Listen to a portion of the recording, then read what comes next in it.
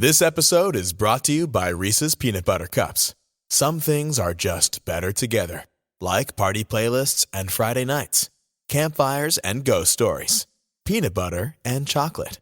And Reese's Cups are the perfect combination of creamy peanut butter and delicious milk chocolate. So, when you want something sweet, you can't do better than Reese's Peanut Butter Cups. Buy Reese's today wherever candy is sold. Hi everyone. We're recording a little unplanned episode today. Obviously, some really just heartbreaking news. Not news that came sort of, I suppose, as a surprise in one sense, because we know he's been sick, and it actually sort of just around Christmas there was worries that we were going to reach this point when his mum flew from Italy to England and then came back. But Gianluca Vialli passed away today on Friday. And it felt appropriate to get together and just talk about our memories of him. It's obviously just crushingly sad. First and foremost, he's a young man, 58 years old, who seemed to have so much life left in him, really sort of all the way to the end in terms of his character, his outlook, the way he was. Obviously an exceptional footballer, but Mina, I think sort of when these things happen, for me at least, the first thing I think about is not the footballer, it's the person. And I know you actually sort of knew Gianluca from a really young age to some degree because you lived nearby to him. Yeah, it's bizarre because obviously he's a footballer and that's who he is. But when I was younger, I grew up in a household with sisters and not much football like obsessions, just World Cup obsessions. But I used to sit down every Saturday morning and watch the show on Channel 4 called Gazzetta. I think that was what it was called. It was for Football Italia. But Gazzetta Football Italia, yeah. Yeah. Following Gascoigne's journey, obviously, to Serie A. And during that time, I was a Lazio fan. I actually hated everything to do with Juventus. How interesting how things change, right? Anyway, the one redeeming factor that I did find about Juventus was that they had a player called Gianluca Vialli. And when he moved to England, I was lucky enough to be a neighbor. I lived in the same area as him. And back then, London just felt more like a village than it did now. Like now it's just this big city and so many restaurants and so many places to go. And it's so like...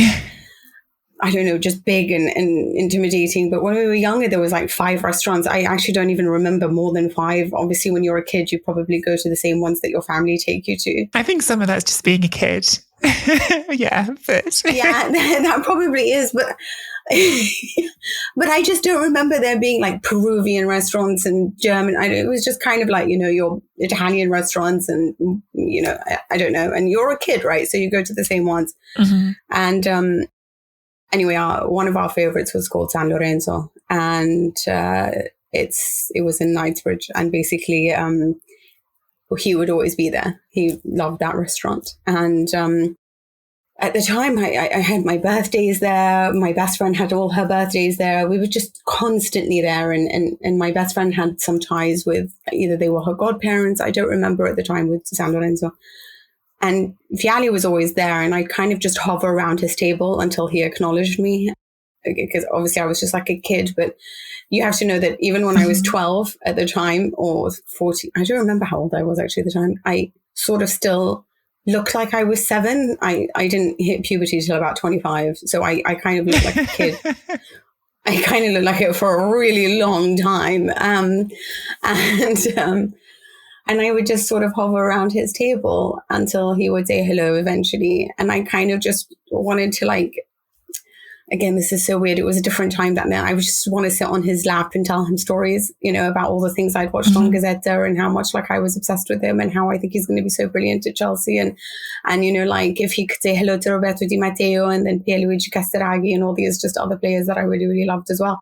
And he used to just always talk to me. He was always so nice to me. He was always so really, really lovely. And this would probably be about a weekly occurrence, to be honest with you.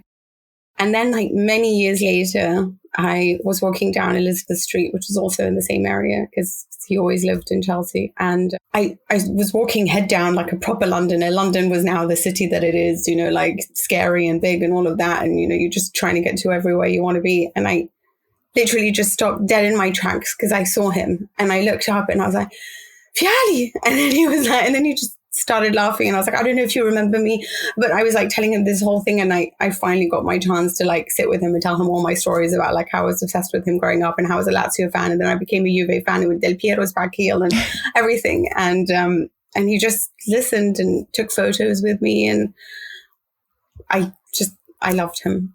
So I don't have a big story as a football journalist that sat down with him. And no, I kind of always knew him as just somebody who lived in the area that I was like madly obsessed with. And it was weird because I don't have anything with, I don't ever really remember like Gianfranco Zola, who was at the same period and obviously one of the very best in the Premier League, and all the players from Italy who came over to Chelsea. But Vialli was the one that I always saw. Vialli was the one that I always knew. Vialli was the one that I was obsessed with.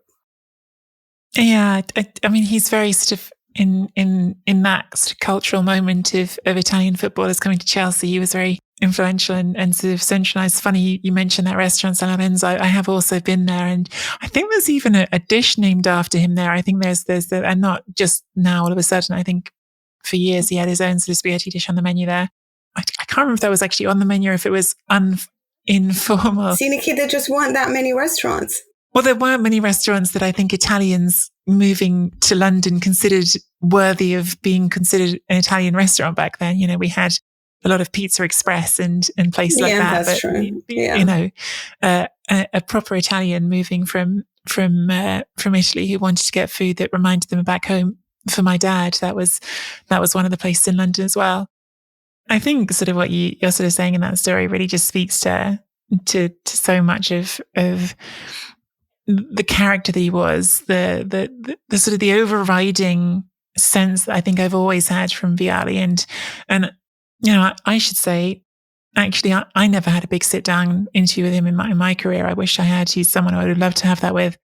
I got to interact with him in a few different situations in briefer ways, but I never got to have that big, long interview that would have been fascinating. But some others have done very, very well. I can point people in the direction if they want to see some great sort of discussions with him. Obviously, Gabriele Marcotti, our former colleague from ESPN, knew him very well and wrote 2 books with him, both of which are absolutely worth your time to go and have a read. But I think he was one of those people who always came across as having that perspective beyond football, of not just being sort of, I don't know how to put it, not just sort of being someone who was interesting and compelling because they were a footballer. He was a compelling person because he was a compelling person, because he had that warmth to him, because he would sit down with, I suppose, Mina, a 7-year-old girl he didn't know, and listen to them and talk to them and share that warmth. And I mean, this is a quote that is in my piece that I've written for The Guardian today about him. And it, again, not mine. This is, if you want to know more about him, Alessandro Catalan did this interview with him for Netflix last year in Italy. Well worth anyone checking out. But he talked about this sort of his relationship with cancer and how it's changed his view on the world. And he said this phrase that I just found really sort of powerful about recognizing he has less time to be an example to his daughters. And he said, he thinks that setting an example, your children follow your example more than they follow what you say to them. And he said, I try to teach them that happiness depends on the perspective with which you look on life, that you shouldn't put on airs, that you should listen more and speak less, laugh often, help others. That's the secret of happiness. And I just think he embodied it, actually. I think that's not just words. I think that was the example that he said. He did have that great big grin, that laughter, that immediate warmth in his character that I think endeared him to people right away and spoke to something bigger than just football. And God, I don't know where to start with the football side of things, Mina. I think we should talk about it, because not everyone listening to this will know the sort of full story of his football journey. I was thinking, funnily enough, my first memory of him, you talked about meeting him as a kid. My first memory of him was also as a kid, although I didn't get it in person. We had a VHS tape, my brother and I, of, I think it was Arsenal's 1991-92 season, which wasn't even a remarkable season. They just put out end of season videos. And in the beginning of it, there's a pre-season tournament in which Arsenal played Sampdoria. It was the Makita Cup. And Vialli scores this astonishing scissors kick. And it's a pre-season game, right? Like, it's not a big important game. It's not a game that matters to anyone. But it was such a like piece of skill that, like, being little and watching football, I was still quite new to watching football, but watching football in England, I felt like I'd never seen anything like this. I'd never seen someone do what he did, where he jumped up in the air and did this extraordinary scissor kick. And so in my head, it was like, this is Italian football. This is different. This is like, I knew Italy were good because, of course, I'd watched the World Cup in 1990, but that's not the football that you see in England. And he was that, right? Like, he scored several overhead kicks in his career. He scored all sorts of audacious goals, but he also just scored, winners in European Cup finals. And he was such a sort of fundamental figure for Sampdoria, along with Roberto Mancini, which, of course, their relationship became something important even for Italy in the end. They won the Scudetto together at Sampdoria, which is extraordinary. It's not something that happens in Italy, that a club like Sampdoria gets to win the league. They also won the Cup Winners' Cup, with, as I said, Vialli scoring the 2 goals in the final. He was a brilliant footballer for Sampdoria. He then went to Juventus and continued that. And he then went to Chelsea and had that chapter as player manager, which, again, sort of wildly successful in its short way. And I think it was, going on trophy count, the most successful of the pre-Roman Abramovich era, where they won the League Cup, the Cup Winners' Cup, the UEFA Super Cup, and the FA Cup in like 2 years. So he was a brilliant talent on the pitch. I don't know if you have sort of particular memories of his Juventus time, Mina, that call to you particularly. It's interesting because I always sort of think of Juventus at that time as being Ravanelli and Vialli. Those are the two like images that I remember. Obviously, Del Piero came a little bit after that. And I always couldn't understand why these men that were so young looked like they were so old. That was always the image I had of him. Him and Ravanelli always looked like old men before they were honestly old. But when I bumped into him in the street and I was telling him all these stories, I said, one of the factors why Juventus really became something I really loved was a large portion to do with Gaetano Scirea and you. He sort of just looked at me. He's like, how old are you? Because I'm sitting there talking about Gaetano Scirea.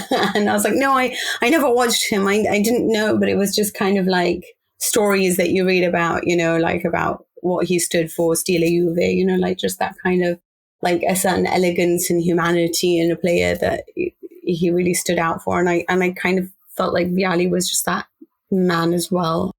He was the last captain to lift the Champions League trophy. He had just this astonishing career. I mean, we've never, as long as I've been a Juventus fan, seen Juve win the Champions League. I've been to so many finals that I've started to think I'm a curse. I don't know how to explain. Like, maybe it's my fault that we're not winning it. Maybe I shouldn't show up, but Not sure that's how it works. yeah. Talk about making it all about yourself. But it's, I did start to think like, this is just a really unlucky team. Like, I just don't understand why it's just like countless finals, countless losses. And he was, of course, the last captain to hoist that trophy above his shoulders. It's interesting when you saw him. I remember an overhead back kick when he was at Sampdoria, but I don't remember the team that he played that against. But it was like a huge tournament. I don't remember whether it was the Champions League. It's kind of like a little bit one. Yeah, several, but this one in particular stands in my head. And I did a show with Roberto Di Matteo about 3 weeks ago. It was for Premier League TV, where we discussed the best Italians to have ever graced the Premier League. And they had so many names on there. Benito Carbone and Carlo Cudicini, and obviously Roberto Di Matteo, Gianfranco Zola. And they didn't have Gianluca Vialli. And I was like, how are you not going to mention Gianluca Vialli? And they were like, well, we didn't really see the best of him in the Premier League. And I was like, it's interesting you say that, because I'd never heard of a player manager when I was a kid. I didn't really, I guess my family watched football as a source of entertainment, and not people that knew a lot about the sport or could tell me things, so I was self-taught, if you want. And the first example I ever knew of a player manager, maybe because he is Italian, was Gianluca Vialli. Obviously, there were lots of them back then. I didn't understand that at the time, but he was my first memory of that. And I remember thinking, how can you talk about like a man who lifted the trophy. I mean, it doesn't really matter what he did. He was Chelsea, like he was the face of Chelsea, you know, for a long time. That's how I felt about him because of who he was. Because, and even he said I was in one of his last interviews, he said I was very lucky because I played with Roberto Mancini, Roberto Baggio, Alessandro Del Piero, and Gianfranco Zola, the 4 best number 10s. At the time, he does mention Totti, but he said he was too young to have played with him at the time. And those were 5 of the best 10s that we saw during, at least, you know, my childhood, the best number 10s, and he got to play with 4 of them. And I always think of that relationship between Di Matteo and Zola and Vialli, you know, just bringing it all together and making it the best. It's weird that a lot of my memories of him have a lot to do with who he was as a person more than he was as a player. You know, it's not the trophies that I think of, or the fact that he was a complete forward. He could score goals. He could play on the wing. He was just this complete player. Yeah, there's probably different parts there, aren't there? Part of that is like how we sort of have our impression as football as kids, or we don't know everything about it, and so everything feels different. And part of it, I think, is sort of genuinely like just the legacy of Gianluca Vialli is the reason it feels like, to me, the outpouring of grief today is even more sort of powerful than it has been for sort of other players who you could talk about being comparable in talent to him. Because I think that it was part of it, is because he did spread that warmth and that sort of humanity with him. Because look, he was an extraordinary footballer. Like I don't want to miss that for people. And for those who weren't aware, you know, he scored a lot of goals. He scored 19 goals in the 1990-91 season for Sampdoria. He scored 17 in 30 games for Juventus in 94-95. This is Serie A at its peak, by the way. This is Serie A in the 90s when it was the hardest place to win in the world, the hardest place to score goals in the world. You know, this was really like special to score. Yeah, to do those things. And yet I'm the same as you, Mina. I don't think that, it doesn't feel like that's what I'm grieving. You know, what I'm grieving is a person who just had this sort of way of being. You know, when I was writing the sort of obituary piece for The Guardian, I came across this phrase from when he was still at Sampdoria and at 22 years old, and Milan were trying to sign him. And he's, you know, again, this is in my Guardian tribute, so sorry if I'm repeating it to people who've read it already. But, you know, he said, you know, at 22 years old, he's saying, at a big club, you are above all a number in service to the result. Right now, I'm more interested in being a person. And that's the thing, like that's the meat of it for me with Vialli. Like, he was always so human in some way. And I do think that part of that owes something to the relationship he had with Mancini. I think the two of them clearly found kindred spirits in each other. They were gemelli dei gol, the goal twins at Samp, and the fact that they came together again at what turned out to be very close to the end of Gianluca's life to go and win the Euros together, to right some wrongs for both of them in some way, because they lost a European Cup final together at Wembley at Sampdoria, so they got to win a final at Wembley together. They got to have the national team success that perhaps they missed out on as players. Vialli started the 1990 World Cup and lost his place to Baggio along the way, and did play again in the semi-final, but perhaps didn't get to have the World Cup he wanted to right at the point in his career when you thought he would. But I do feel like their sort of story together shaped both of them so much as people. And, you know, as an Italian, this is the bit probably where I start getting choked up, where I think about it a lot, is just that Euros win. It really felt like something being shared by those two as people, and their players as people who got to share it. I mean, Vialli was there as a head of delegation, which is this sort of slightly ambiguous role where you're an ambassador and you're doing a bit of sort of shaking hands and meeting people. But part of it is just sort of being helpful and being a father figure to the team. But I really felt like, and this calls back a bit to one of the things we talked about during the World Cup podcast, Mina, when we talked about the Morocco team and the mothers there. I think that there was something so universal about that story with Mancini and Vialli, that thing of, you know what, when you're doing something that you love with your best friend and it's just fun. That was what I felt during that Euros. That was what sort of touched me the most, I think. And yeah, I suppose as awful as it is that this sort of wonderful man has lost his life at 58 years old, at least he did he never liked to talk about it as a battle. He always said he was walking with a travel companion, an unwanted travel companion in cancer, but at least they were able to walk that walk long enough that he got to have that be one of his last piece of his legacy as well. I'm sorry, Mina, I'm starting to cry, and I think I'm making you cry as well, and I'm sorry. It's just going to be that show.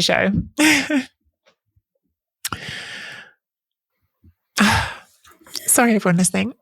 It's hard to talk about things sometimes. It sounds so. I don't want to just focus on the fact that he was this. During the Euro 2020, it was like all you love in sport is that you identify with things. Mm. It's kind of like why we loved Morocco and the mums. It's just so human, right? You love that. And in Euro 2020, I couldn't bear to watch the penalties, and neither could he. So you felt like he was like with his turning his back because he just couldn't.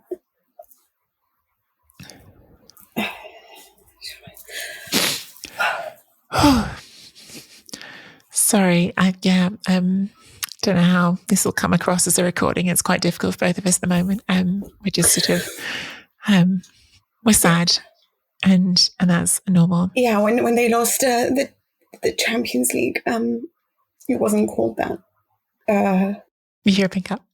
Yeah, thank you. And he said that afterwards that people said, "Oh, it's not really manly to cry," and he's like, "Well, we sort of waited for everyone to go, and then me and Roberto Mancini just really let it all go and just started crying for hours, And it was a time when football was very much even back then, even the 80s and 90s, and not that long ago, football was very almost toxic masculinity, And in between that, you had him always talk about his feelings. He was always very open about what mattered and what was emotional. And he used to say, when I was younger and I would wear the earring and dye my hair, I just wanted to live. I was young. I was winning. I wanted to live outside of the box. And then it was different when I would have kids and I got married, and then I'd have to be this responsible man.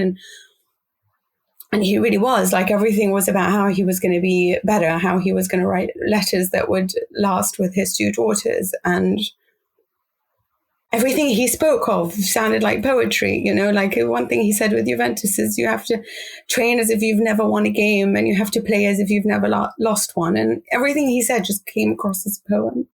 Yeah, it's just... I just feel like every day I'm on Twitter writing about someone dying. And it's, I never knew Pele, and I understand that there's just been so many legends, but even if it's Grant Wall, even if it just kind of just feels like it's been a lot, It does. It's not been a really great time for the football community. No, I really feel that as well. And obviously we lost Denise Mihailovic as well. Exactly. Someone who I suppose to lots of people has a more complicated legacy, and that's a different conversation for a different day, but who again certainly touched lots of people's lives and left a mark on them. It is sad and it's awful, and unfortunately this is part of life, isn't it?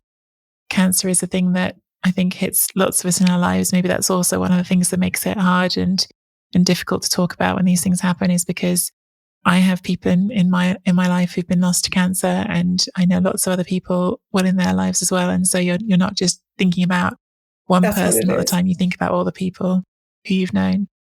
I'm not entirely sure how to wrap this one up, Mina. I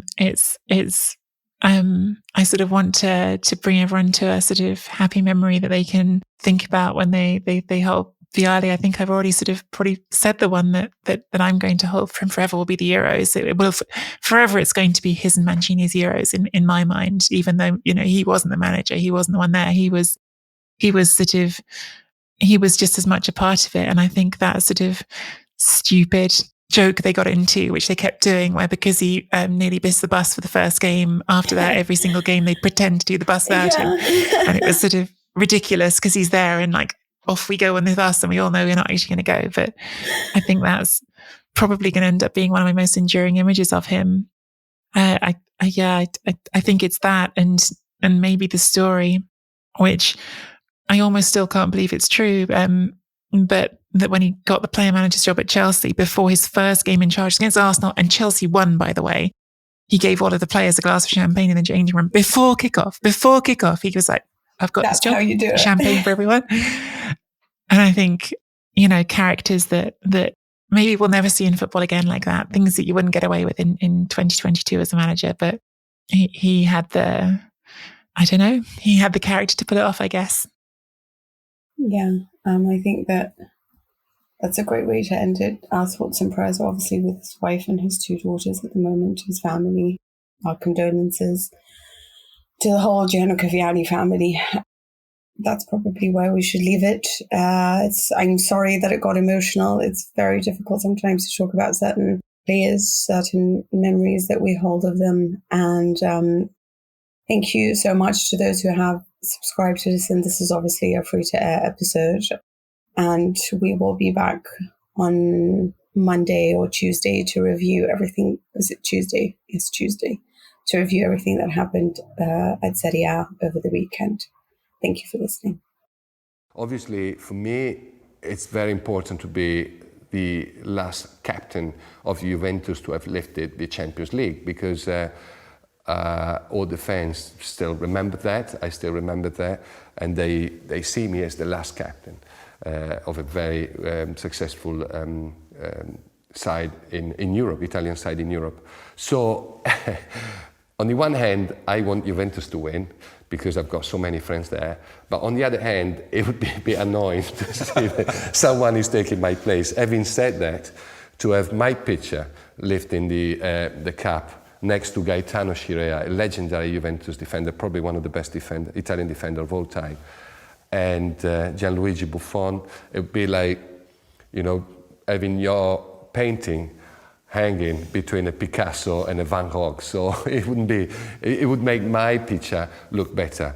And better, on my side, I've got Buffon, because if it's not Buffon this year, it might be Chiellini in 2-3 years' time, and I'd rather Buffon to be next to me. Sports Social Podcast Network.